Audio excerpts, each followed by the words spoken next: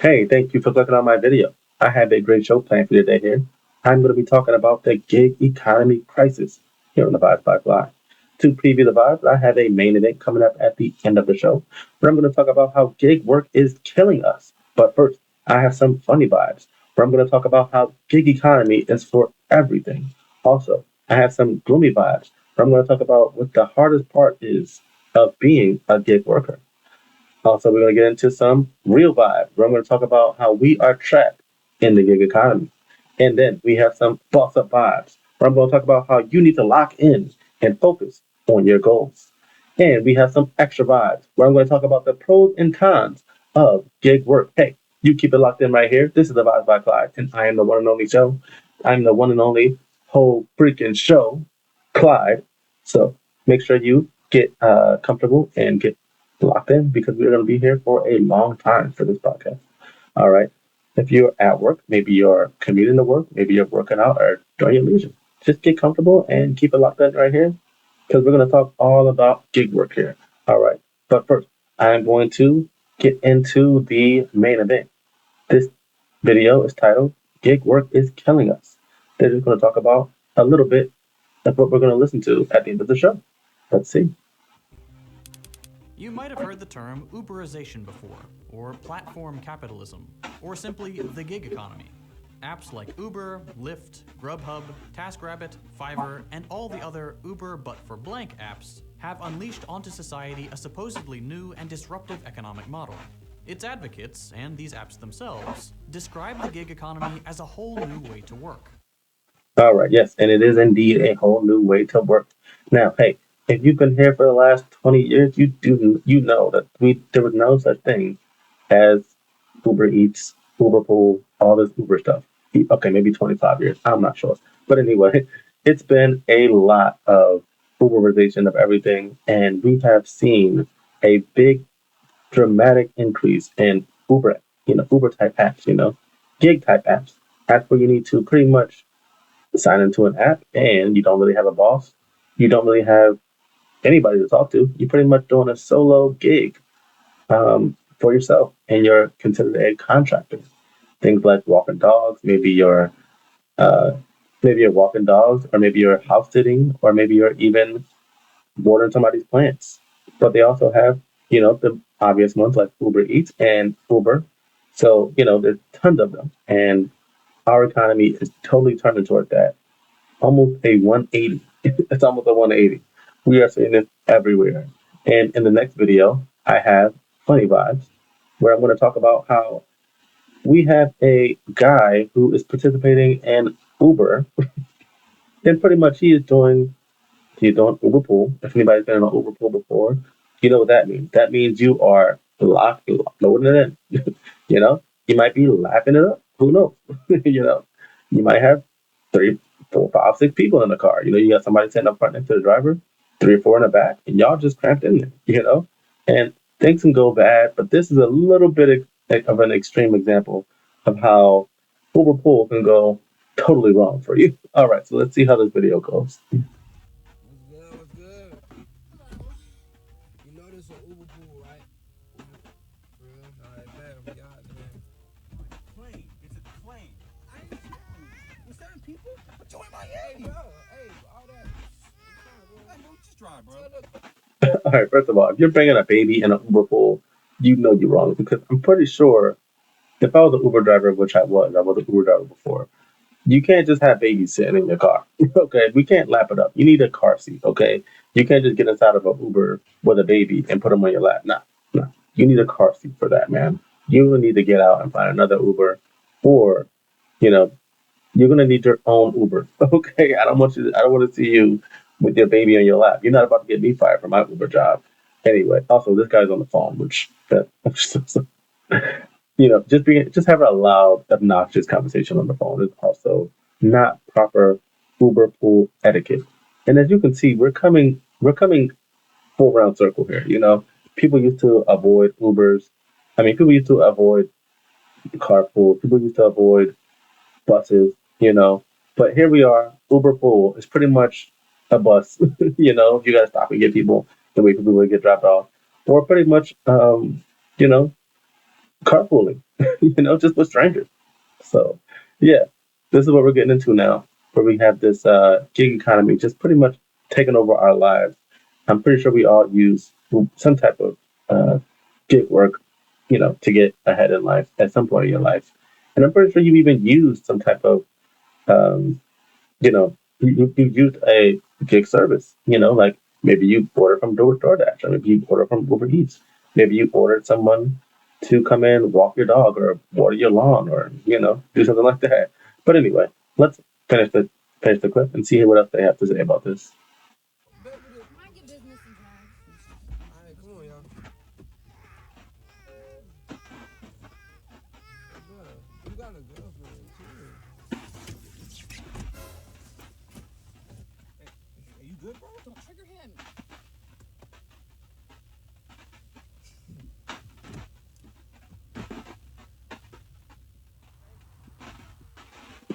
Oh no! See, this is where I would have stopped. I'd have been like, okay, look, it's full. Everybody lock the doors. Don't let this guy in. Once there's three people in the back, I don't know how you even fit more people. Like, also, I wouldn't let that lady with a baby in. Like, that's a no go for me. I'm like, there's no way I'm gonna let a baby in my car right now without a car seat when I'm at work. Now if it's a family member, I'd be like, all right, let's break the law for this, this 5 minute ride.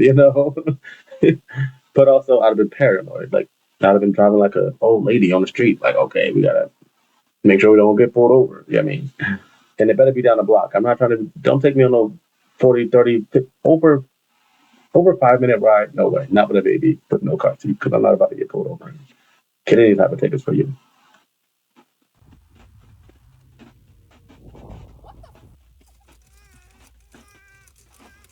Also, you eating in my car, dude. Like, look, I would have been the guy in the front. Now, the guy in the front, look. I'd have been the guy in the front just minding my own business. Like, look, just leave me alone. All right, I'm done. Let me just get to where I'm going. All right. So yeah,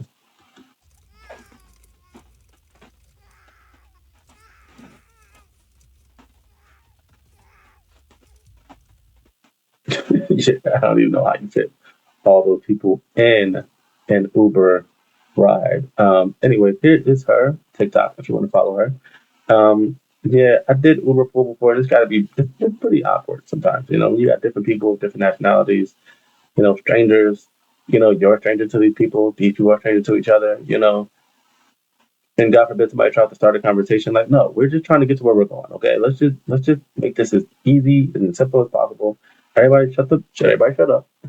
Everybody, let's get to where we need to go because it's too much here. If somebody says I died when I saw him eating hot chips. Yeah, why are you eating in the car? Also, we already don't have that much space, and now you're trying to eat in the car too. Yeah, no. Somebody said might as well take the bus. At this point, the bus is a better option. Then I just said I was like, look, there's no way this is better than a bus. There's no way. I mean, at least on a bus you can get some space. You get some elbow space, possibly if the bus is not crowded. But yeah, that's egregious. I can't. I'm not gonna do that. Somebody says this happened to me while I was this happened to me at a while ago. It was like five dudes in a car. Yeah, I can't do that, man. Also, I'm just impatient. I'm not trying to have people all in my space. I just want to hurry up and trying to get to where I'm going when I'm in an Uber or, a Lyft or, whatever one of these apps. I'm just trying to get to where I'm going. Okay. I'm not trying to have nobody else anywhere near me while I'm trying to drive. while I'm trying to get to where I'm going. I'm just you know, I don't care how much it's going to cost. I've been like, look, I'm going to need to go get to where I'm going ASAP. Yeah. Um, but it is cheaper though. It is cheaper. It's actually not really convenient because it's going to take you a little bit longer to get there. But yeah, it is cheaper, and well, I guess it's convenient because sometimes it can come faster than the regular rides. If you just need to wait for them to pick somebody up, maybe you're the first one to get picked up on the ride. So yeah, the con that it probably smell. You probably got some smelly people next to you. In that case, you might as well be on a bus. Okay. Also, it's a longer ride, and you have no space to relax. You kind of just want to get to where you're going. You don't want to be all cramped up in a an Uber ride trying to get to where you're going. It's too much. I would probably do an Uber pool if it was like a 5 minute, 10 minute ride. Anything over 10 minutes is just too much. Even 10 minutes is kind of pushing it because I'm like, After like 2.5 minutes, I'm like, get me out of here, man. I don't know any of y'all, and y'all are in the way. All right, man. All right. Wait a minute. All right. So yeah, like I said, we have Uber economy for pretty much everything nowadays, and it is getting crazy. Like they have Uber for they have like pretty much gig economy for walking dogs, gig economy for mowing your lawn, pretty much everything. And this one has to be by far the craziest Uber thing I've seen. Uber blank, by far the worst gig economy type of job that I've ever heard of. So yeah, let's see how this video goes. And now, good to see ya. Yeah, you too. You on the lift? Getting a piggy. Piggy. Pinging, okay. I'll see you later, man. What?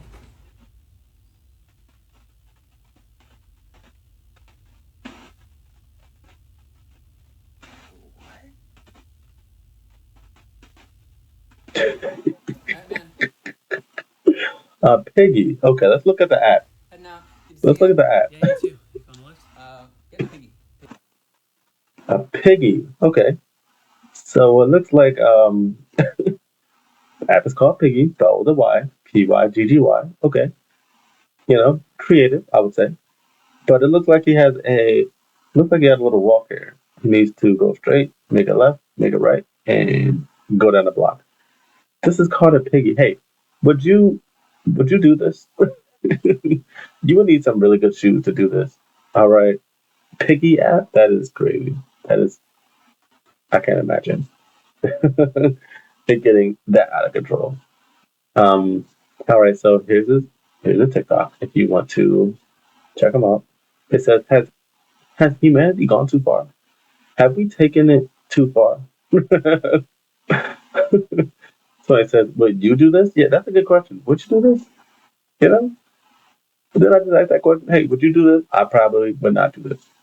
you know. But hey, at the end of it's maximum profit still, because you only using your shoes, Like I can see if it was like a car, if you had to use when you use your car, you're kind of like, depreciating the car. You gotta pay maintenance on your car, but if you're just walking, maintenance on what your body, you need to eat food, have a big meal before you start. That's about it. Maybe a nice pair of shoes, and you're fine. All right, so everything is potentially an income stream, a parking spot, a room, a car, dog walking. Pretty much everything is getting, pretty much everything getting gigafied. All right. A bad thing is that there is no upward mobility when you get these types of apps. So that's going to be annoying. There's no way you can get promoted to like head head piggybacker, where you manage like five piggybackers, because pretty much the app is like a manager. The app pretty much manages the whole deal. So any of these new gig apps, you're gonna always have limited to pretty much zero ways to, get up out of there. They're all pretty much dead end jobs. They're all pretty much jobs that are gonna just take your energy, maybe depreciate your vehicle, you know, whatever you're using to do the job is going to depreciate that. Maybe unless you're like a dog walker. I don't know. If you're a dog walker, I'm pretty sure you'll probably just waste a lot of time. Probably just waste a lot of time. I would hope that they pay well though, but I mean, hey, I don't know. Maybe they do. Anybody a dog walker here? That sounds like probably the best type of gig work because at least you don't have to worry about like buying a whole bunch of things. All you need is some free time and a leash, and maybe some pepper spray because nobody knows, how these dogs are. Me, I personally don't trust dogs. I don't trust other people's dogs. Okay, there are a lot of people who love dogs, but not me. I'm not one of those people that love dogs. So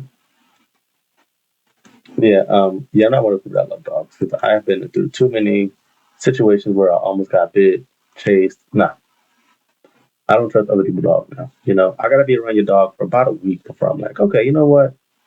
I trust your dog. Your dog knows me. I know your dog.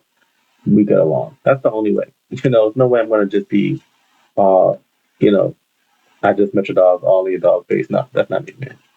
Anyway, here is the reality of gig workers. Let's see how this guy is portraying his gig work life.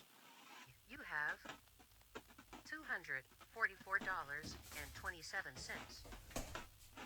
worth of debt. Oh, you thought you was good. Nah, go ahead and cook that. Go ahead and cook that ramen noodles. You're gonna need that because you don't got enough money to go to no Five Guys. You don't got enough money to go to nowhere nice. Okay, even somewhere not nice. You don't got you don't got no nothing for that either. It says don't get excited. Yes, please don't get excited because it's not gonna be. It's not gonna look good. It's not gonna look good for you there. All right. So here's his TikTok right here. That gig life is his TikTok. All right. If you want to check him out, that's his. That's where he's at. All right. Yeah. So now we have a little bit more here for you. Here on Funny Vibes, we have. Yeah, it's difficult to calculate the minimum wage for there, and also you have a lot of uh, penalties. You know, the algorithm gives you penalties. You know, and it's hard to supplement your income with gig work because you don't really make that much, and also it's not really dependable. You know, depending on the money and everything, you don't really know how much money you're going to make, and it can differ all the time. And it is always invisible. There's always going to be invisible, invisible cost. Like like waiting and driving to the places, also like gas and mileage on your car. Like maintenance that you got to do on your car because you've been driving your car all day. People want to mess up your car and then they mess up your interior of your car also. you know, Also, if you lose your income because of maybe somebody gives you bad rating, maybe you like got 3.5 rating, maybe you got three bad ratings in a row. Give you a car stunk. You didn't know. you know. Now you got three bad ratings in a row, and you're off the app. Okay, now you're terminated. All right. Maybe you might get into an accident, and now your pretty much your main source of income is gone because you gotta use your car to do the work. And you can say the same thing for a regular job, but I would say that like at least if you work at a job that you don't need a car for, you can probably ask coworkers to help you. Maybe you can get what is it called a rental car, or you can even yeah, you can even like borrow somebody else's car if they potentially let you. But nobody's gonna let you borrow their car to do Uber. Like I don't know what kind of friends you have, but I don't think anybody's gonna do that for you. All right, so it's pretty much yeah, you're gonna need different. You're gonna have a lot of gigs going on. When I did Uber, when I did my little stint for gig work, I did it for about a year and a half. I had like three apps open. Okay, I had like three apps open, and I would just whatever clip turned on, I'm like, okay, click, let's go. You got to be on it because one of them is not going to do well because you don't want to waste time when you got these apps. All right. Oh, I missed one. Yeah, you don't want to waste time when you have these apps at all. So yeah, this next video is about how prices are just out of control. All right.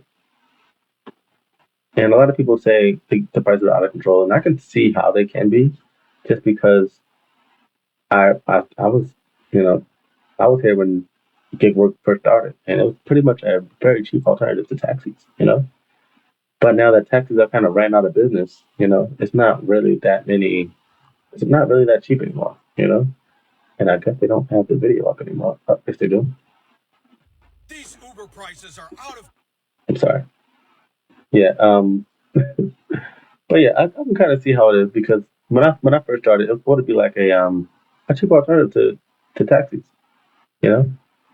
But now I don't feel like it's the same anymore. It's definitely not the same anymore. It's definitely way more expensive. All right, so this guy says these Uber prices are out of control.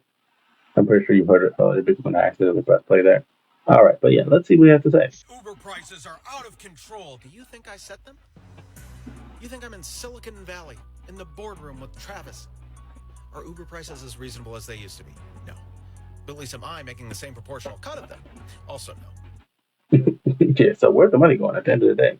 All right, so he has the same kind of style as the other guy that I like to watch. He probably stole his style, honestly, because I'm pretty sure that guy was the originator of it. But hey, what do they say? It's flattering when people imitation is flattering. Maybe something like that. Anyway, here's his TikTok page. I'm gonna read some comments. Somebody says the lowest level service workers are always the ones to blame for company policy. Yeah, you can't really blame the person for you know for the prices being expensive, And like I said, like where's the money going? Because obviously the person that's driving Uber is not getting all that money, you know, and the person that's paying has to pay a lot of money. So they're like, yeah, why do I have to pay so much? I'm not. Sometimes they're like, this price is so expensive. I can't even afford to give you a tip because this thing is way too expensive, you know. And everybody loses there because the person that's driving you is not getting paid that much, and then you're getting there, but you're also, not able to tip this guy as much. So he's not happy, So anyway, this one says, are Uber prices as reasonable as they used to be? Is the is the price of anything save oh, except for the price of an Arizona, as it used to be. No, it's not. But at least I think it used to be like competitive. They used to like compete against each other. Hey, who has the lowest prices? We got the lowest prices. No, we got the lowest prices. Now I don't think they care anymore. They're just like, look, take it or leave it. This is all we got. This is the prices we got. The prices are the prices. Take it or leave it. We don't care. I know you got to get there some way, and you're going to use one or three apps. Okay, so you got to get there one of these ways. It says, I do DoorDash, Uber Eats, and occasionally I get complaints from customers.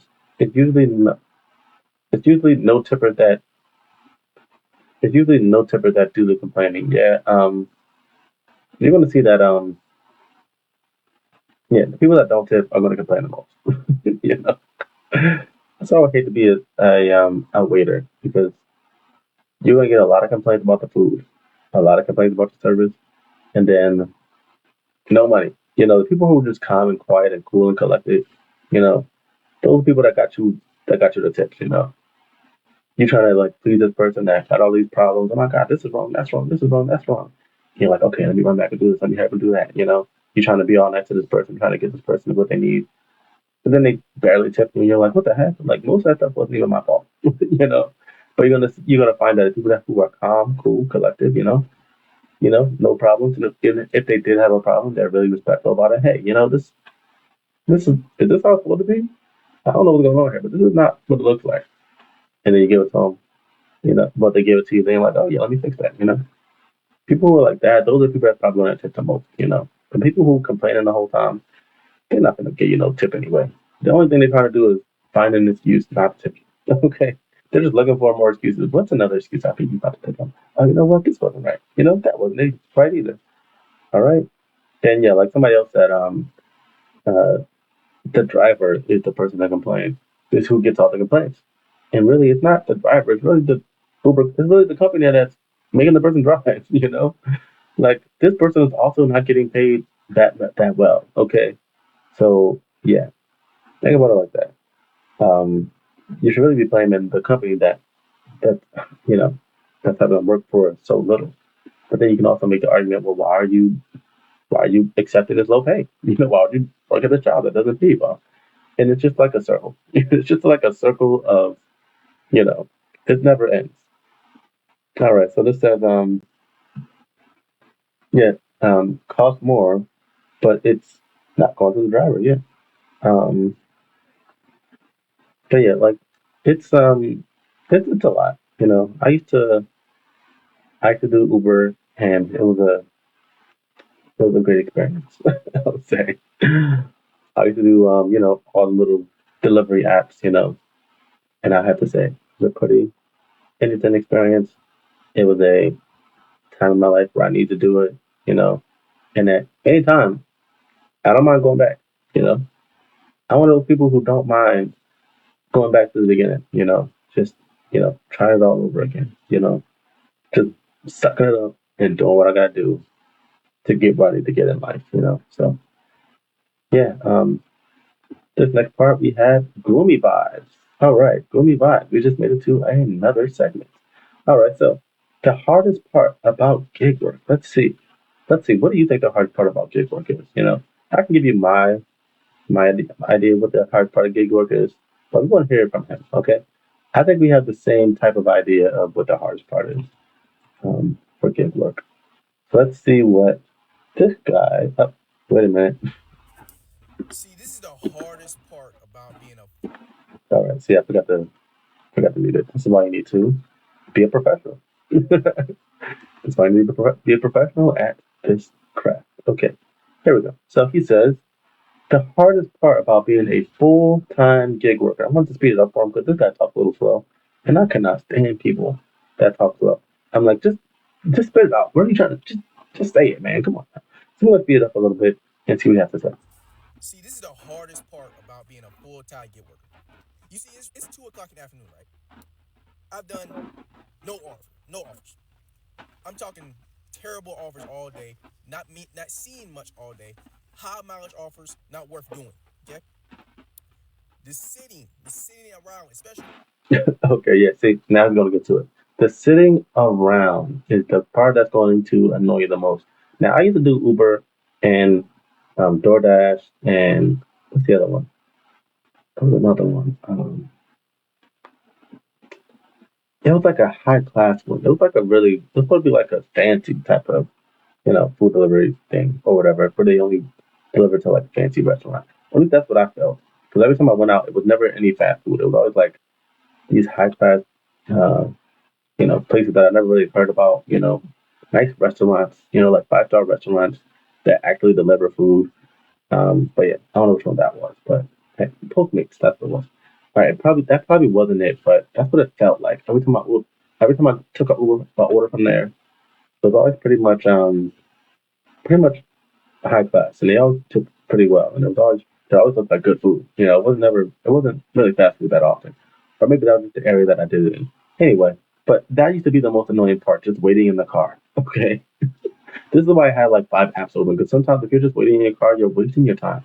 Okay, but I also did it in the city where it was not as bad. Like the wait time wasn't that bad, but like once you get out of like a big city or even like a moderately busy city, it gets dry.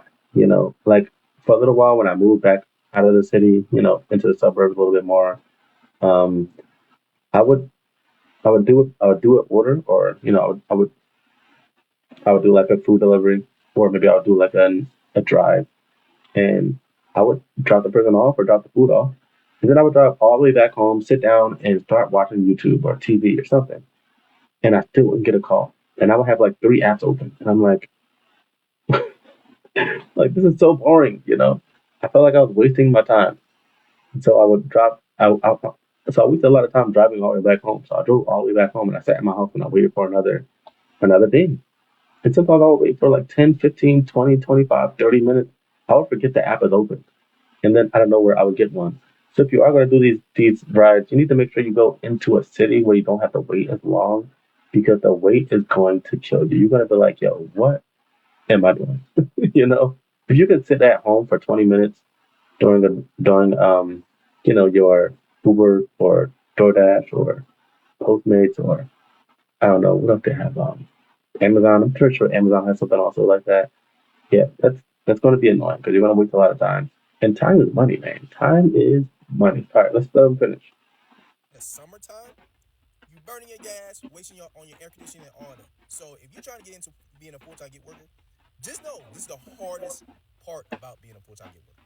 The sitting, waiting for orders all day. Okay, you better have some patience and you better have some tough skin because ain't everybody can survive doing this.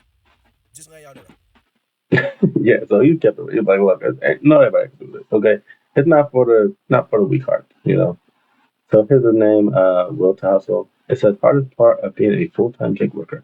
Okay, we're gonna read a few of these. It says gotta transition from gigs to your own business. Okay, you use the gig work to start your own business. That's a good way to pivot. It says it's summer. All college students and teachers are now dashing and Instacarting. The market is oversaturated. Oh yeah, I can see that. When I started though, there was no. I don't think there was any Instacart, but I despise shopping. Okay, I do not like going into a grocery store and picking out food for myself. Even if I have a lot of money, I can have $1,000. I do not want to be in a grocery store. I don't even really want to be in a mall. I just don't like those really big places. I like those like smaller kind of places. You can kind of go in and see everybody and see everything. you know, you do a little scan and know where everything is at. If I can't walk into a store, do a scan this way, do a scan that way, and kind of get an idea of where everything is at, I don't want to be in there. I don't. I'm not trying to be walking around looking for what I want to get, or looking for people to ask, hey, where's this at? Somebody says, I gave up gig work and started dealing cards full time. I guess that means she is a working at a casino. Okay. Also says, my tip in one day exceeds my Instacart week two times sometimes. Okay, that's good. It also helps when you're attractive. you know, they're probably like, hey, let me get attracted to them. So, all right, let's do one more. It says, today is Sunday and it's really slow for me as well. Last week I made good money. This week it's okay, but it's not great. Yeah, and that's also another thing about gig work. It can be iffy. Like one day it can be great, and then another day you can be like pretty much not making any money at all. You're just like, where's all the money at? like, where the money at? Nobody feel like dealing with that. I want to make sure I'm getting money back to back to back, hand over fist. Also, there's only so much hours in a day, and if you're doing gig work, you're eventually going to hit your pay ceiling. Like how long can you really work? You know, this is why I really encourage people to boss up and see if they can find another source of income that does not have a pay ceiling for time. You don't want to be trading all of your time for all of your money. Now, no time is money, okay? But this is why you need to try to find yourself a craft where you don't need to, depend on time. Where you can do really well at something and you can save a lot of time by doing it really well. A what is it called? A results. That's a results. A results source of income, and not a time source of income. And that's going to be hard because you got to have some type of skill. That means you got to work at it a lot for a long time before you start making really decent money, or before you make any money. Sometimes, like right now, I'm doing this for free pretty much. It might take me years to actually make money off of this, and then even then, I'm gonna have to be like 5, 10 times greater than I'm doing at it now. Like this is gonna look crazy when I become a pro at this. I'm gonna be like, wow, I actually put that video out. Like this is lame, you know. But now I'm like, hey, I'm trying to get into it. I'm trying to see if I can do it. I'm trying to see if I'm good at it. You really want to build your skills for things like that. For skill based, those skill based sources of income. You really want to take a lot of time just building the skill, working for free if you have to, just to make sure you get it all down pat. All right. Anyway, next is real vibe. This says trapped in gig economy since jobs aren't paying enough. Now, I'm pretty sure everybody knows the economy right now is trash. It's just trash. Okay, you can flush it down the toilet because it is trash. okay, you can be making decent money and you still poor. You can have a master's degree and still be poor. Okay, you wasted 5, 6, 7 years of your life, 4, 5, 6 years of your life, trying to get a master's degree, trying to get a, some type of advanced degree in something, get a bachelor's or a master's, and you can still be broke out here. You can just be broke out here after you work all your life trying to make money, like me. you know, you depend on the what is it called, the education system to, give you some type of credential so you can feel like you're competitive in the job market, and then you get out here and no, you're not. They still offer you trash, and you're like, what is going on here? Okay, like I thought I was gonna make big, big, big money. okay, but hey, you know, it's it's the life we chose. Also it's a major you chose. You didn't chose a major that made you work hard. The harder you work when you're younger, the the more money you're making when you're older. Okay, if you want to slack off when you're younger, guess what? You're not gonna have that much money when you're older. So if you're thinking that you can just kind of slack off and take your time and Convert more have fun cards. and party while you're young, First impressions and can think you're make gonna or break be a making sale. money when you're older, I'm sorry, man. You're most likely not going to be. You're most likely going to be broke when you get older. You're going to be broke. I'm sorry to tell you that way, but hey, this is why. this is why I'm here, man. I'm here to help you Making out. I'm here money to host tell you the Charles truth Payne because breaks down the better than expected. everybody don't want to hear it. Making You know, money host Charles everybody just Payne don't want to breaks hear the down the truth, better but than expected May jobs it's report. there for you. The truth is The always there tip, for you. even those with You know, full-time careers in and I'm here to fields, tell you. making Okay, money you're gonna be host broke. Charles Payne breaks down the Okay. better than expected All May right. So jobs here report. we have an The article. typical We're not 9 going to to read the whole 5 job article. I'm isn't just going to cutting use it for many AI to Americans read as the some of the cost of article. living continues to Okay, rise. my fault. All right, we're just Even going those with to use full-time AI careers in to read some of the making article money host Charles Payne breaks. because I don't feel like reading. You know, I worked all day. I'm not trying to come home and read anything. My brain is fried. Before I even got on this train, like I was kind of dizzy. I'm like, is it the light? Like, what is it? Like, I got up and walked around and sat down. And I'm like, I'm still tired. Like, what is going on? I'm still dizzy. Like, that is crazy. You know, but hey, hard work pays off, people. Hard work pays off. Okay. All right. So let's hear what this article is. It says, let's see what the title is. The title says, it says, yep, Americans trapped in side hustle economy as 9 to 5 jobs no longer pay bills. Okay. Yeah, you're going to see that a lot. You know, you're going to hear a lot of coworkers talking about, yeah, I'm about to get off of work and start my blank. you know, Also, this was published on July 4th, 2025, so it's fairly recent. I mean, it was just this year, right? All right. So let's hear what this article has to say. Down the better than expected May jobs report. The typical 9 to 5 job isn't cutting it for many Americans as the cost of living continues to rise. Even those with full-time careers in fields, such as real estate and tech, are turning to side hustles to cover bills and make ends meet. We're seeing a surge in people turning to side hustles as a way to build financial stability in these uncertain economic times.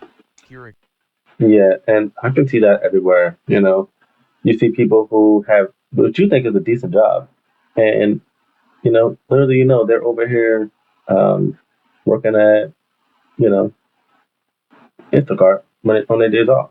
you know, you'll hear your coworker talk about how they're also working doing Uber Eats or doing some other type of side hustle, or maybe doing hair or something.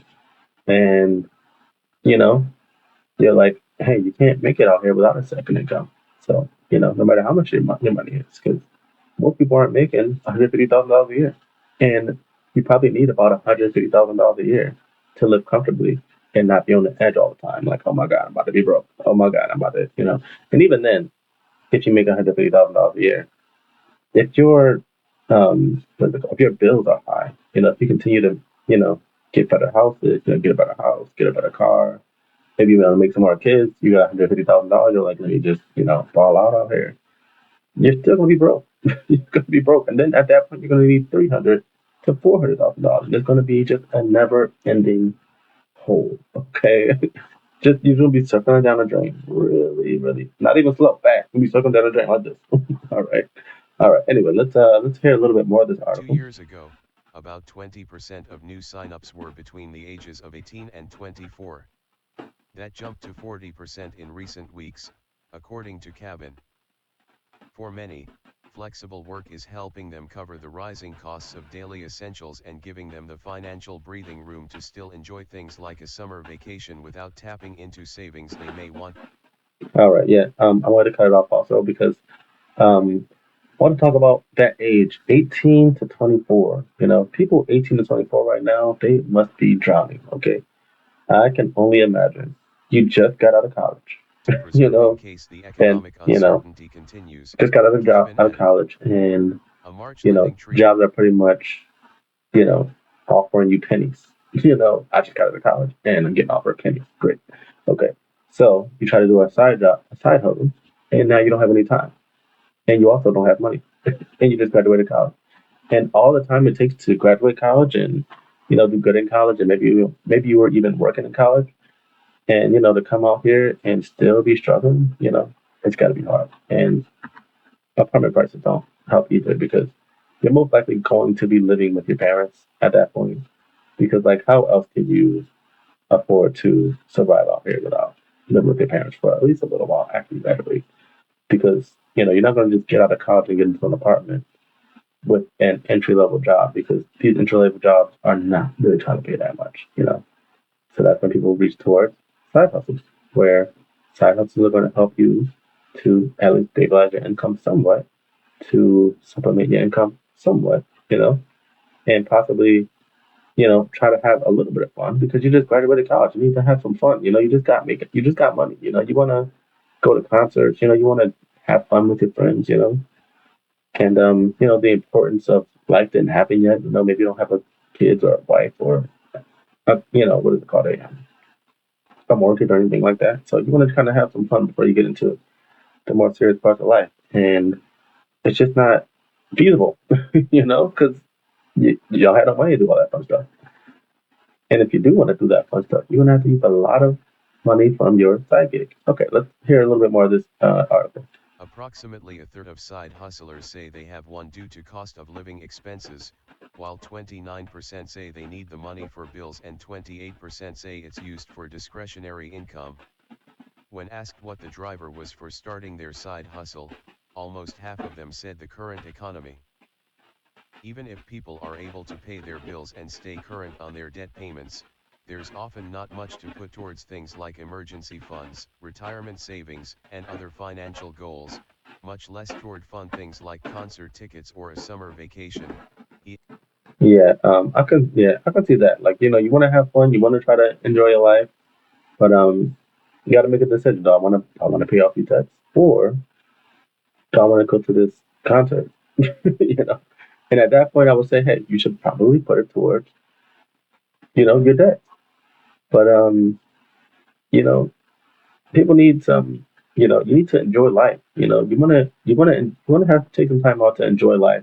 You really want to get yourself on a vacation, take yourself to a good concert. And it's going to be hard in this economy, man.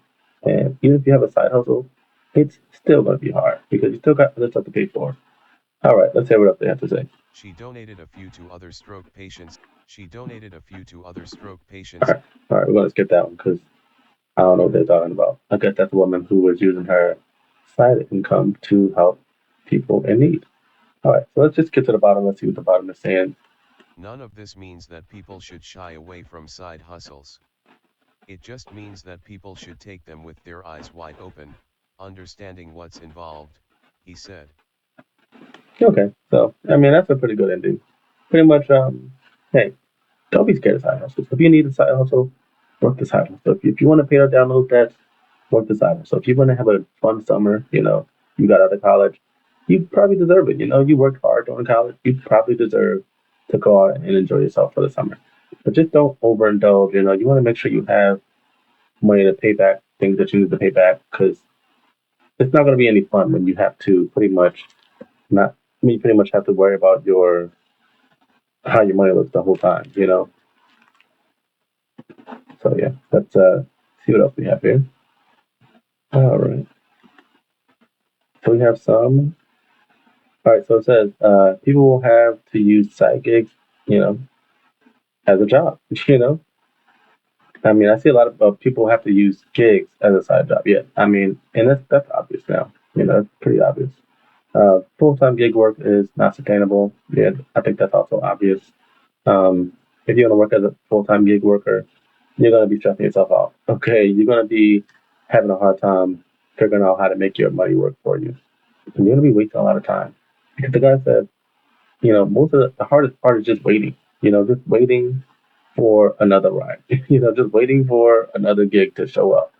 All right, that's gonna be the hardest part. And if that's the hardest part, you really don't want to, waste too much time out here just waiting around. You want to enjoy life, and you want to be find a way to make money that's not going to consume all of your time. All right, so now we have boss up. All right, let's see. We have this guy who says, um, I guess this is not the right one. Let's see if we can find the right one. All right, okay, so we got this guy who says, hey, the reason you want, I'm sorry, the reason you want it so badly is because the version of you in the future already has it. Man, I chopped that up there. Okay, let's try again. It says the reason you want it so bad, the reason you want it so badly is because the version of you in the future already has it. There we go. So the version of you in the future already has it. You just need to. You can almost taste it. You're like, you know what? I can feel it.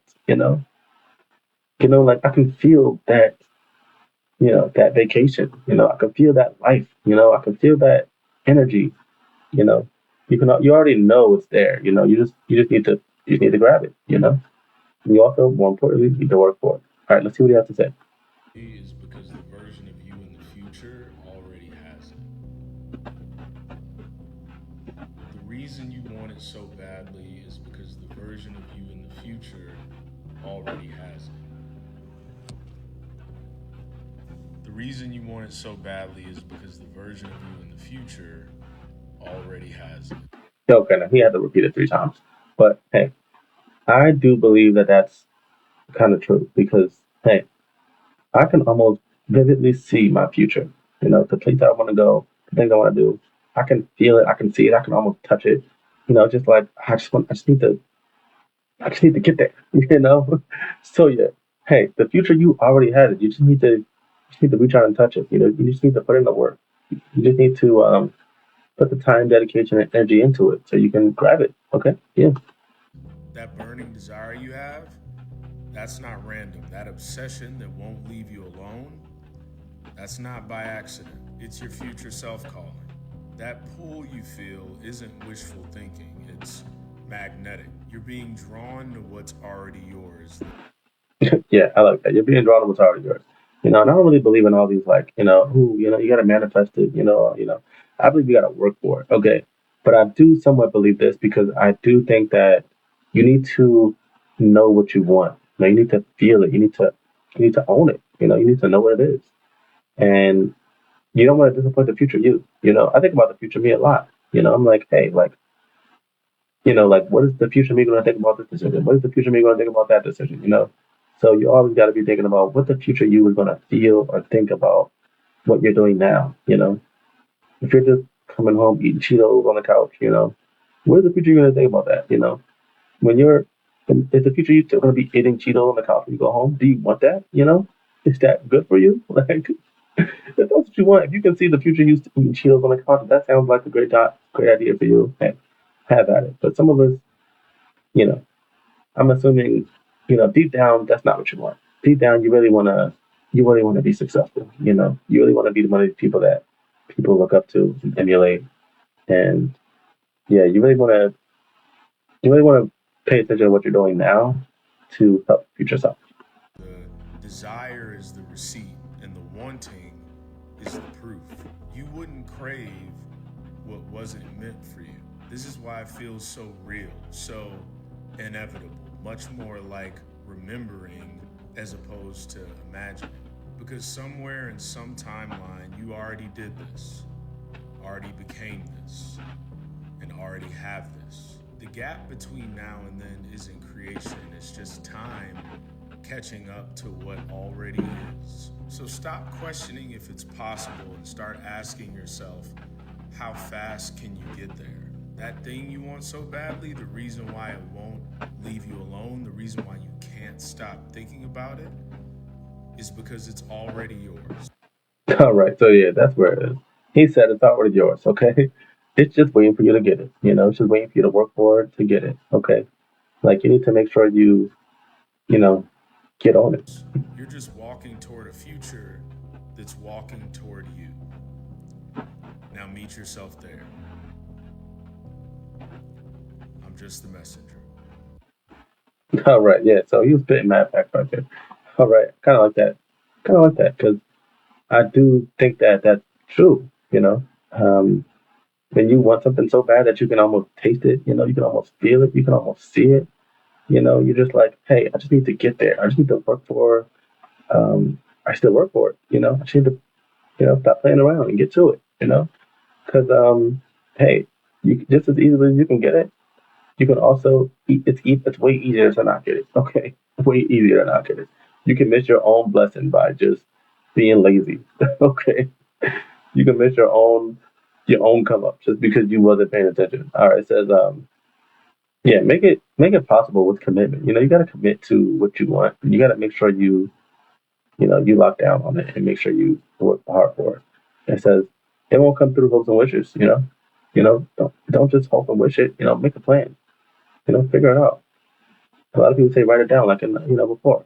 It says you can kill your own future by not working for it. All right. So yeah, you really want to make sure you perceive what you been working so hard for because hey, at the end of the day, if you are working for it, you deserve it. All right. So the next one is going to be about locking in. Okay. You need to lock in. I just said it earlier. Yeah, make sure you lock in. Lock in, people. Like, don't be scared, man. Don't be scared of your own hopes and wishes. And if they do scare you, that's a good thing because you should be scared of your own desire, because it shouldn't be like, oh, I can definitely do that. You should reach so high that it's actually, you know, scary. You're like, oh man, am I gonna attain this? Like, I don't know if I can attain this. If you feel like you can't, then that's a good thing because that means you are aiming really high. You really want to make sure you aim as high as you possibly can. Not delusionally high. Just regular high people, okay? I'm not talking about the other type of high. Okay, anyway. It says if you lock in like a psychopath, like a delusional psychopath, you can actually get what you want sooner. Delusional psychopath, you can actually get what you want sooner. It's crazy how much your life improves when you actually believe, when you actually think that you can do things, when your obsession starts to outweigh your excuses, and you actually start to make a change. You stop complaining about it, you stop overthinking about everything, you stop making excuses for why you're not doing it, why you can't do it, and then you start to actually do it. You can really only benefit from locking in, and it takes a long time to realize that. Yeah, so you need to lock in. You need to be laser focused, okay? You need to know exactly what you want in detail, line by line, month by month, week by week, day by day, hour by. You need to know exactly what you need to do and when you need to do it to make sure you get what you want. That. Everybody wants it to be easy. They want other people to do it for you, but that's just not a possibility. That's not realistic. There's no secret sauce. You literally just have to put your head down and you have to do it. If you want something, you have to make a change. You have to attempt to do it. You can't just sit there, complain about it, watch videos on it, and then never do anything. And sometimes you just gotta have delusional energy. You can't worry about what others are doing. You can't compare yourself to others. You just gotta do it yourself. Ignore the haters. People are gonna always talk about you, and that's fine. Just move on from that. Ignore it. You'll find more peace. You gotta be delusional and honestly be like a psychopath. If you lock in that hard, anything's possible, and you're only gonna improve. Because unfortunately, life does get better when you stop complaining and you just lock in and you just handle business. If you lock in Yeah, just handle business, people. Come on now. Hey, that's that's 5 stars advice right there. You need to really become delusional. Okay, somebody said Delulu is just a Lulu. All right. Also, here it says Instagram. If you want to follow him, it says somebody else says okay, well, that doesn't make any sense. I was going to read that one, but see, this is why I need to read them before I read them out loud. Okay, so let's talk about how truly locking in quickly becomes so isolating, but keep your eyes on the prize, and it will fall into place. Now, I'm with that one. Okay, yeah, it can be isolating when you're trying to achieve your goals because you're so laser focused on it. But that's good though. That's good because that means you can 100% control who's in your circle. If you completely isolate yourself trying to achieve your goals, okay, don't isolate yourself too long. You make sure you have some friends. Make sure you talk to family. But if you really need to really laser focus on your goals, you're going to be isolated for a little while. But that's only because you're trying to boss up. Okay, bossing up means you need to isolate yourself for short periods of time. I'm not saying isolate yourself for weeks and weeks and weeks. I mean like lock in, and when you know hey, today's the day that I'm going to do this part of my goal. You need to lock in and only focus on that part of your goal. That means locking out people that's not going to be helpful. That means locking out just almost anybody that's not helping you achieve your goal. Okay, and it's okay if they don't want to help you achieve your goal because it's your goal. It's not their goal. Okay, so if they're mad that you're not, that you're locking them out, okay, it's fine. Because hey, they'll come back once you achieve that goal. All right. And the good thing about always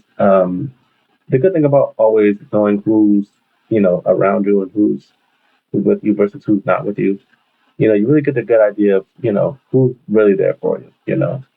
And that can help you avoid putting people in your life that are using you. Because if you're only focused on your goal, it'll be obvious that these people are using you because you're like, hey, I was locked in for like 2 months. You know, I was locked in for like 2 years. 2 or 3 days a week. I was on my goal. I wasn't talking to nobody. I wasn't doing anything. I was just only focusing on my goal. And then all of a sudden, you come out of nowhere when I'm winning. Like, where did you come from? Like, it's going to be so obvious. The people that are there for your you know just your spoils. When people, you're gonna notice those people. It's gonna be super obvious, and you're gonna be able to, move past those people. So they won't use you. Take advantage of you. And if they are trying to take advantage of you, like use you, make sure you get what you want also. Like this person is trying to use you for your money. Okay, use this person for their time. you know, hey, you want some money? Hey, let me help you. Hey, can you do this for me? All right, put them to work. If they want to try to use you, hey, you want to try to use me? Okay, look, I need you to do this for me. Okay, and then hey, there you go. Now all of a sudden it's a fair exchange. All right. So it says, get obsessed. Yeah, get obsessed with your goal. You want to research your goal. You want to learn about your goal. You want to grow. You really want to make sure you're always making improvements to whatever you're trying to do. Also, invest in your goal. People forget to invest in their goal. You need to put money into your goals. Okay, if you know that you are new to something, you might need a mentor. You know, a lot of people are offering mentorships. You just gotta pay them. You gotta pay them. The best mentorships are gonna be paid. Also, once you put money up, you're gonna want to use that information. Because you're not gonna want to feel like you wasted your money. Okay, so you're gonna be like, hey, I use this money so I can get to this goal. I'm gonna use every bit of information that I got from this person because I use my money to get it. Now if they just give you some free stuff, then you're gonna be like, well, it wasn't that serious. If they're giving out free information, it's probably not that serious anyway.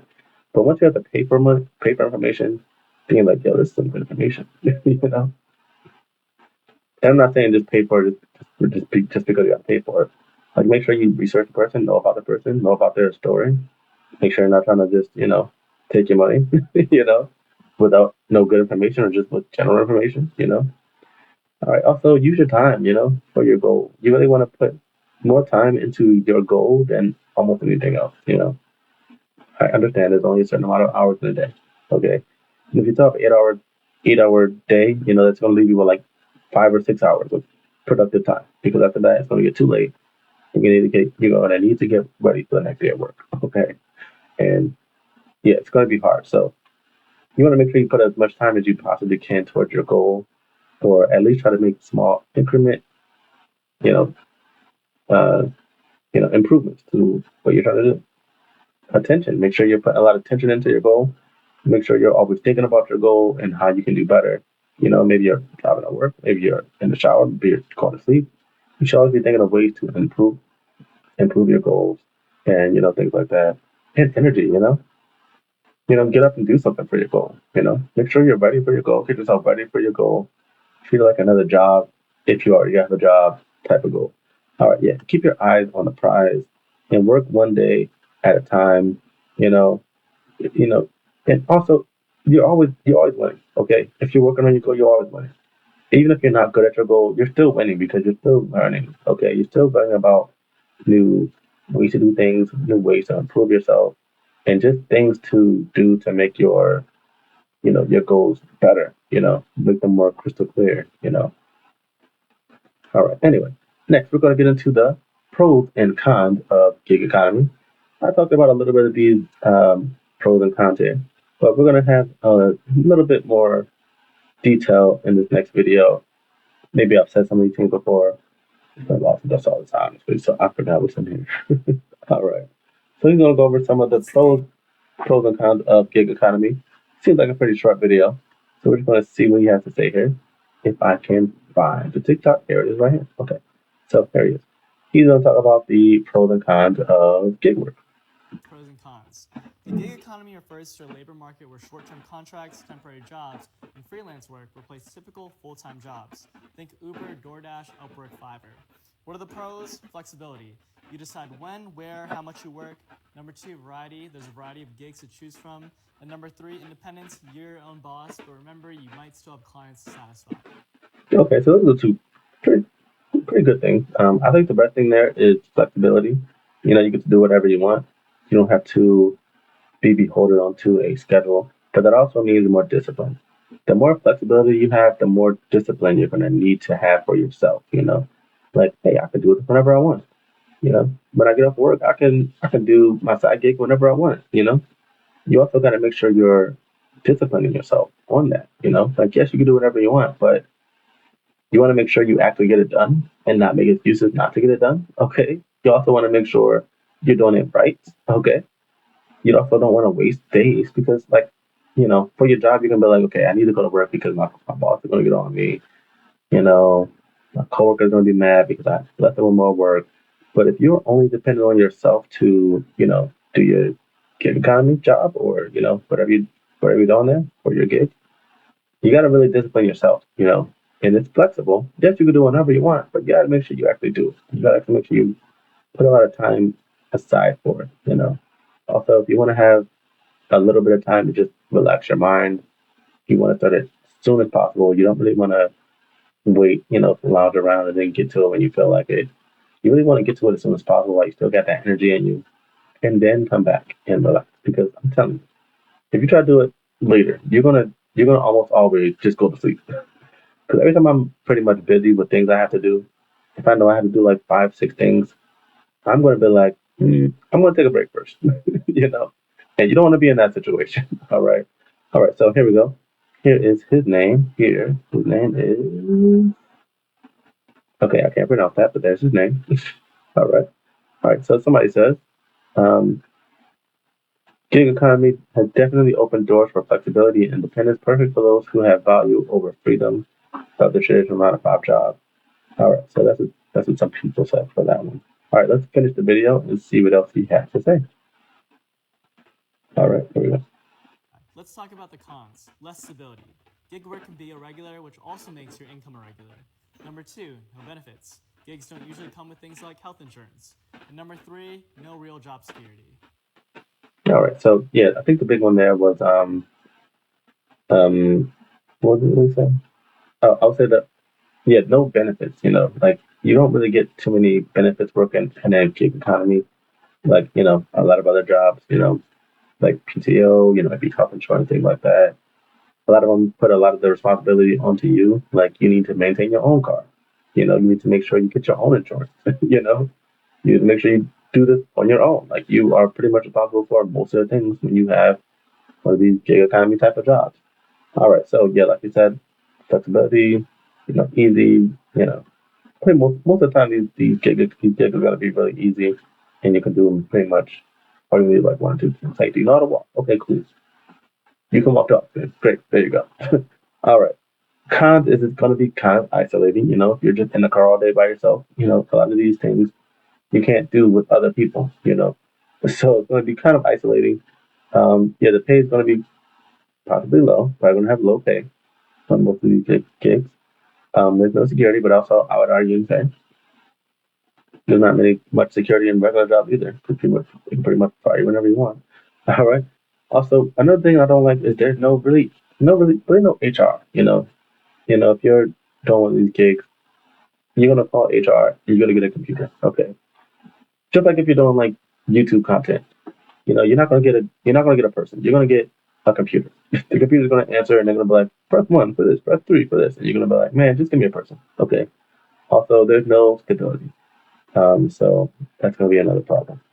All right. So in this one, they're going to be talking about how there are no 9 to 5 jobs. Now, hey, I would like to believe that this is not true, but I'm going to let this person try and convince me otherwise. You know, um, I like to believe there are a lot of 9 to 5 jobs, but I also am not too much in the job market. Okay, sorry about that. I forgot to do it again. Yeah. So it's always, you know, there's always going to be people who say that there's not that many, 9 to 5 jobs out there, and I can see how they're telling the truth there. Because it's going to be hard to find a 9 to 5 job, and also a lot of people are going to try to do part-time jobs because the companies really benefit from a lot of part-time workers because they don't have to pay them. They don't have to give them benefits. They don't have to give them paid time off. They can just be like, hey, just come in for half the time I really need you for, and I'll get another person to do the other half. So instead of having one full-time person, they'd rather have 2 part-time people. Those 2 part-time people, they don't have to do them PTO, they don't have to get them health insurance, they don't have to get them, you know, what's it called, like, um, what's it called, like the 401k program. They don't have to give them dental or medical or any of that stuff. Hey, it's a part-time job, okay? So use your other part of this time to get those things, okay? Um, So I do think a lot of companies are purposely not hiring part full time just for those types of deals. All right. So in this video, he says the death of 9 to 5 jobs. Let's see what he has to say. Eventually, 9 to 5s are going to die. And I'm going to explain to you why this is going to happen for two main reasons. The first being, it's stupid. Okay, like I think it's okay as we are supposed to evolve as a species to look at certain things and go like, yeah, this is dumb. Like I see that with certain like religious traditions that people have done for like centuries that they're just like, well, it's tradition, and it's like, okay, but it's dumb. Okay. So his first reason is just dumb. Okay. And I would say that sometimes maybe it is dumb sometimes because like some of these jobs you can get them done pretty fast. You know, a lot of times you're kind of just sitting around waiting for work, or maybe you're sitting around and waiting to do something. You know, so a lot of times you're just kind of waiting around. You know, I've never had one of these waiting around jobs. I cannot stand jobs like that. I need to be up and moving all the time. You know, but there's a lot of like waiting around jobs where you kind of just at a computer waiting for an email to come through, or waiting for work to get assigned, or maybe you do have a lot of work, but you're kind of like procrastinating and you're kind of just taking your time, you know. So anyway, so his reason is one of the reasons is that it's kind of done. Let's see what else he has to say. We can just stop. We can just all agree that this is stupid and maybe it made sense at the time it was invented, but now it doesn't and it's dumb. And I think eventually 9 to 5s are going to be looked at as that. Like, yeah, eventually, at a certain point, you had to work a 9 to 5, and it was a privilege to work a 9 to 5. But like, as we evolve and as society changes, like, eventually, it's just not going to make any sort of sense. All right, I don't know what he means by that, but hey, he's about to prove his point, so let's hear what he has to say. And Gen Z is starting that dialogue. Okay. The second reason, and this wasn't mentioned by the other post, is that it's not about the employees, it's also about the employers. Eventually, employers are not going to want to hire 9 to 5 employees. They're not going to want to pay them the benefits. They're not going to want to have to deal with having to potentially fire them. They're going to want shorter term people that just come in, make a bunch of adjustments, help their business, and move and leave. It's moving much towards a gig economy, and that is going to benefit both the employees and the employers. Okay, so he's trying to say gig economy is a good thing.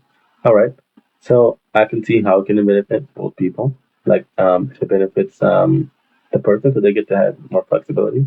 But I would think that you wouldn't make as much money, you know. So I think what he's trying to say is that you're going to need a lot of people won't really like a lot of people will like the gig economy because you don't have to be at work as much. People want a lot more freedom, but I would argue and say that hey, you need to work more. If anything, I don't think that having more freedom is going to get you more money. If anything, more freedom is just going to get you more time to consume. You know, if you're not working on your a business or some type of other thing that's going to make you tons of money, in the future or currently. But yeah, that's what else you have to say. There are going to be certain downsides for employees because, like, who knows what happens with benefits. I don't know. This is all assuming that we're not all going to be robots in 3 years, which it doesn't really seem like a safe assumption based on every day that things happen. Okay, well, he didn't really give too much reasons why besides it's stupid. I don't like his argument at all, really, because he didn't really give us any good ideas. He didn't really give me any good reasons why people wouldn't want to have 9 to 5. Now I know reasons people won't want a 9 to 5. People really like to have their free time. People really want to have more days off. People really don't want to be stuck at work all day. But I mean, how else are you going to survive? you know, like I think people need to work because that's what makes society happen. Like even back before we had jobs, like people were pretty much working all day.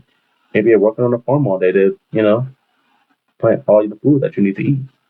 Maybe you're shoveling poop all day because these horses are pooping all over the place. You need the horses to, you know, collect the meat. You know, so I think either way you're going to be working. So that's my take on it. All right. So somebody says no one actually works for 8 hours anyway, at least in the office setting, especially with how efficient processors are getting, the tools you need. Realistically, we're talking about 4 hours of active work a day. Okay, I believe that. I do believe people are really kind of like mailing it in a lot. People aren't really putting 100% into their craft. People are really like kind of just slacking off for the most part. Um, I'm not one of the people that slack off. I'm always working hard. I want to work hard, and I like working hard. This is why I think that I this is why I think that eventually one day I'm going to be, you know, able to make a lot more money because I'm pretty sure most people can make more money by themselves than they ever could at their jobs, you know. And if you're a hard worker, if you're not a hard worker, then no.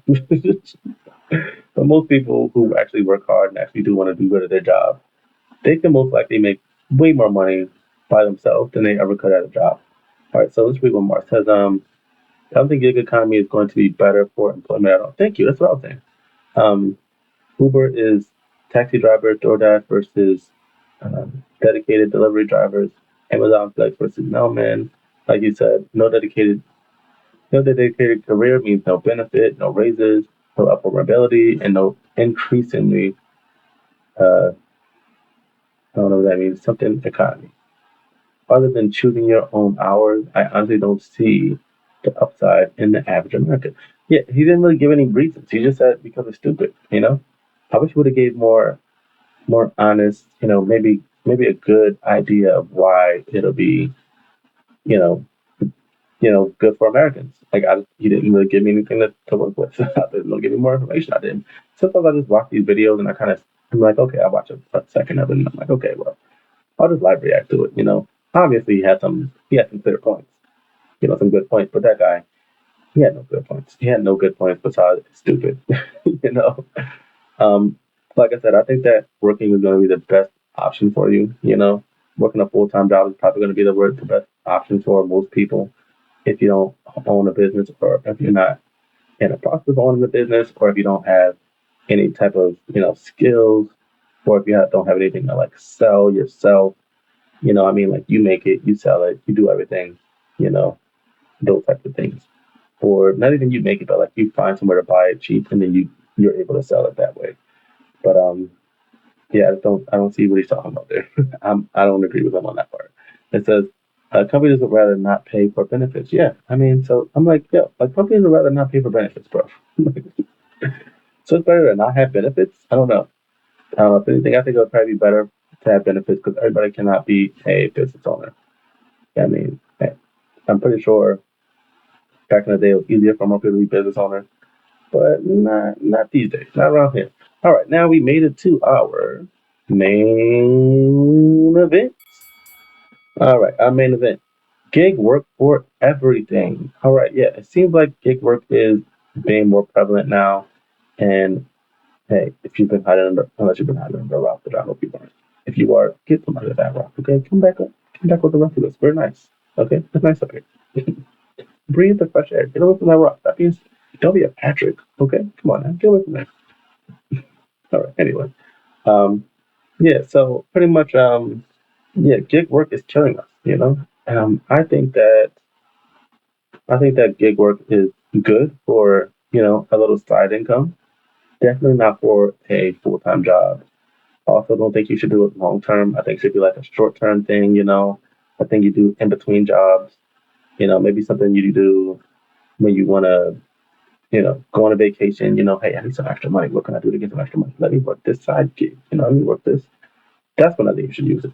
Not like a primary primary source of income type of thing. And if you're using it like that, I'm like, yeah, how are you making money now? you know? Oh wait, that was a mistake. All right, let me see if I can find it. I accidentally pulled up the wrong thing. Is this it? Oh, that's not it. Okay. But we're just gonna pull it up on the actual. We're just gonna put it up on the slide. I didn't want to do it on the slide because I really wanted to read the comments and everything. I like reading the comments, but they leave me alone. Okay.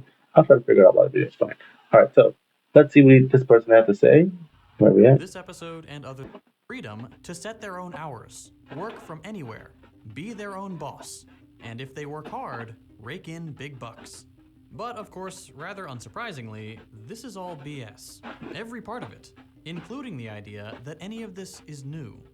Let's first start with the money thing, specifically drivers' wages, because it's a good entry point into understanding not only what this economic model really is, but also why it's become such a staple.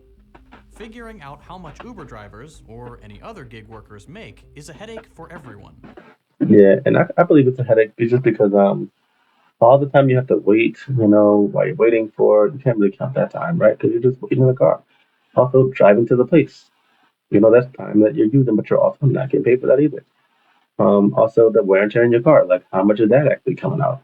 When you get to the net profit of it, it's really kind of hard to find.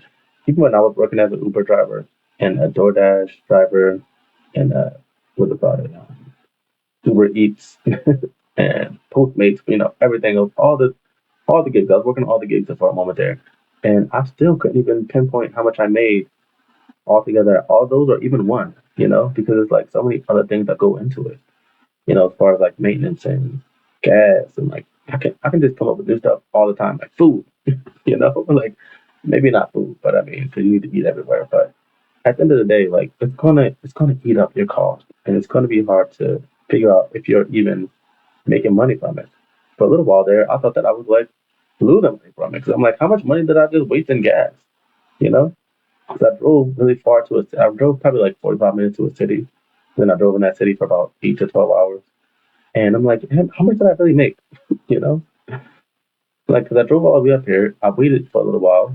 I was driving to places, and I also bought gas. You know, that's all just that's all cost right there. That's all cost. And if it's cold outside, now you're wasting your energy on heat because you don't want to be sitting in the cold while you're waiting. You know, and especially while you're in another city that you don't live in. So it's like, it's just all types of costs just eating at you all the time. Anyway, let's see what else you have to say. including gig workers themselves. Inconsistent hours, demand, supply, tips, surge pricing, app policies, location, driver data based algorithms, and so on mean that there is no normal situation from which to extrapolate a universal estimate, despite there being years of data at this point. There's no one number that really tells the whole story, and the question, how much does an Uber driver make, unfortunately doesn't have a single answer. Yeah, I believe that's true. It's really hard to find how much you made. Sometimes I'll have a hard time figuring out how much I made in one day because I'm like, okay, so I spent this much on gas. Okay. And then I waited here for this long, you know? So it's hard. Anyway, let's hear what else you have to say. For a family of four. And astute observers will have recognized that 25K is, believe it or not, actually a lot less than 90K. Admittedly, though, this is just one calculation made pretty anecdotally.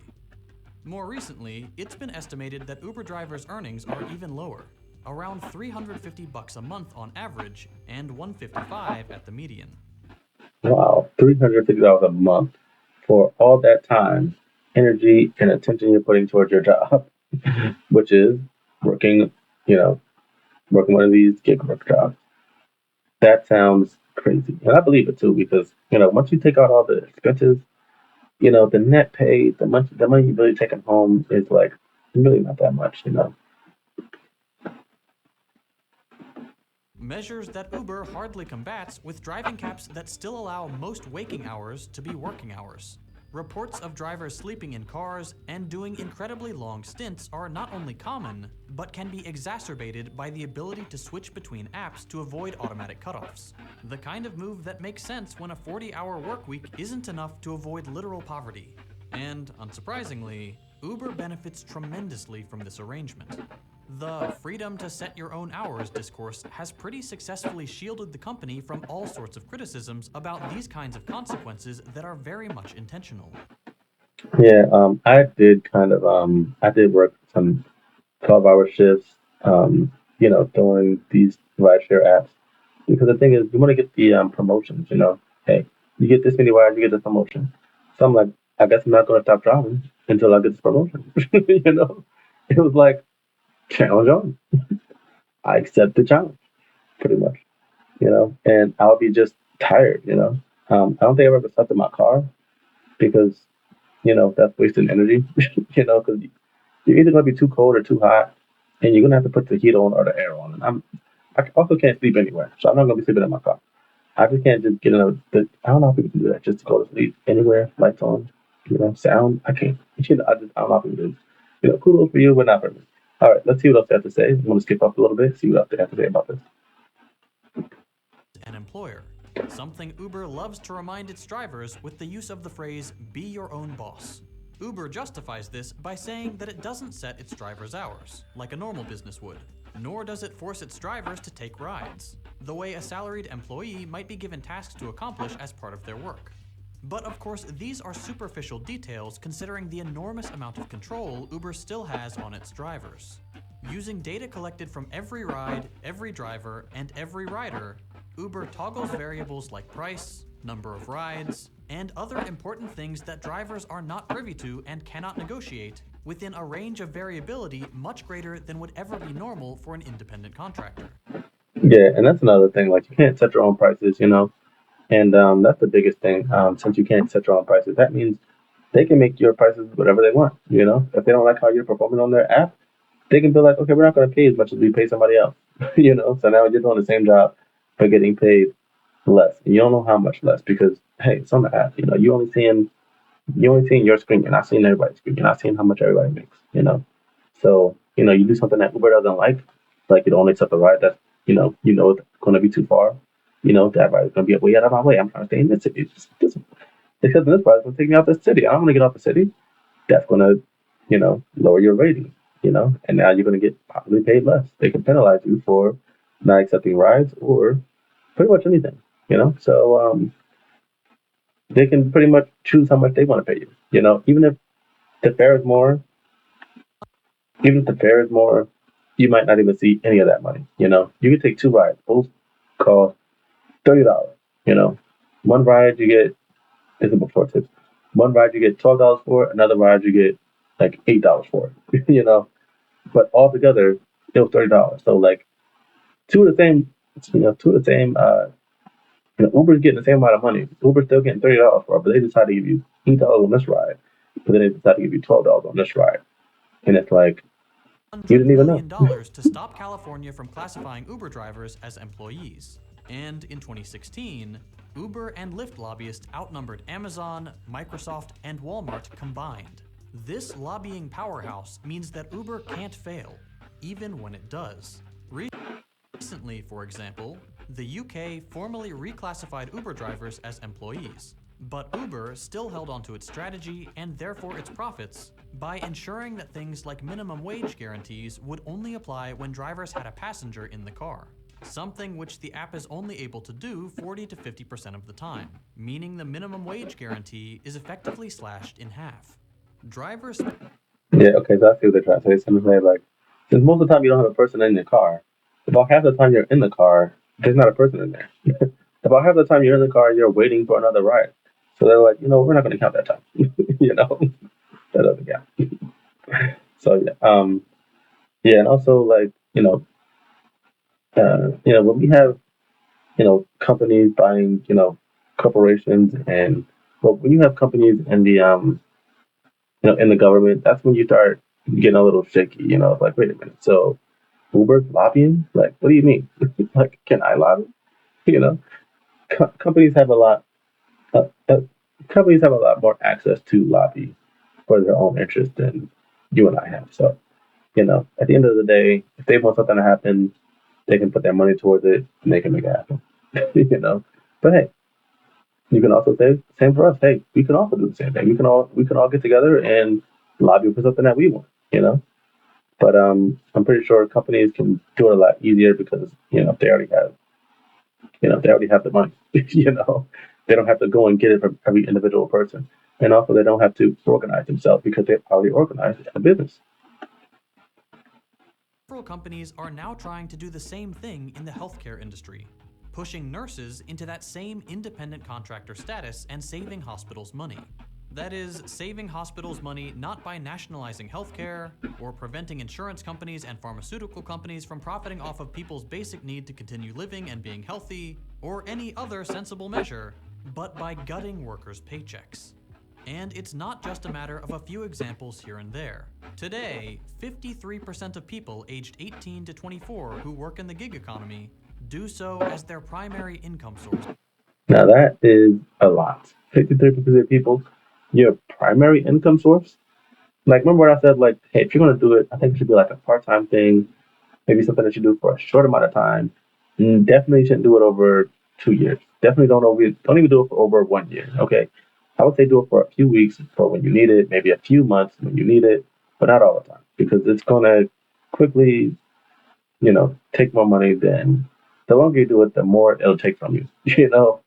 So it's like you do it for a short amount of time, you might get some, you know, it's like gambling. The longer you play, the less you get out of it. The longer you do these little gig workers, the little gig work things, the more it's going to get out of you. If you need to use your car for these little gigs, it's going to get a lot more out of you because you're going to have to pay to get that car fixed more and more and more until you can't pay to get the car fixed anymore. And now you just lost your car because you've been dedicating it to one of these gigs. So yeah, and also they'll just continue to pay less and less and less. It's not like wages are going up for these gigs. You know, I've never heard anybody say, "Hey, oh my God, I'm starting to get, these gig jobs are paying more." No, they never pay more. They always just continue to pay less and less and less and less. The more power they get, in the government, and also the more monopoly they get over the competition. Like if there's a if there's a gig app for like two things, like hey, you're only going to have one person in competition with you.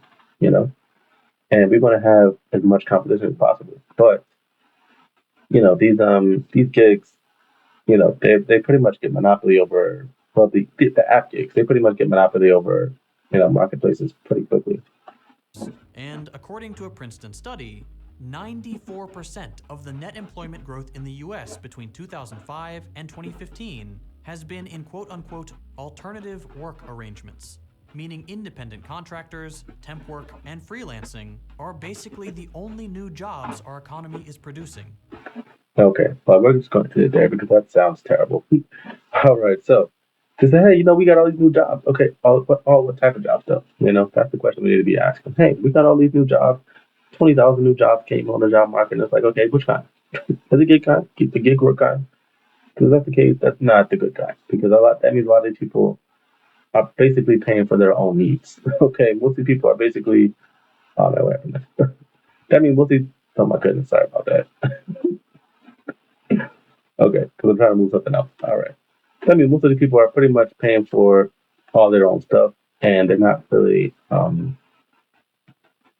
able to live off of, just, just one job. They probably have like two or three of them. All right. All right. But hey, with that being said, this is, sorry about that. With that being said, this is the Vibe by Fly, and I am the whole freaking show here. So please like and subscribe if you like the Vibe by Fly. All right, we are going to close out the show, and I hope that you enjoyed it.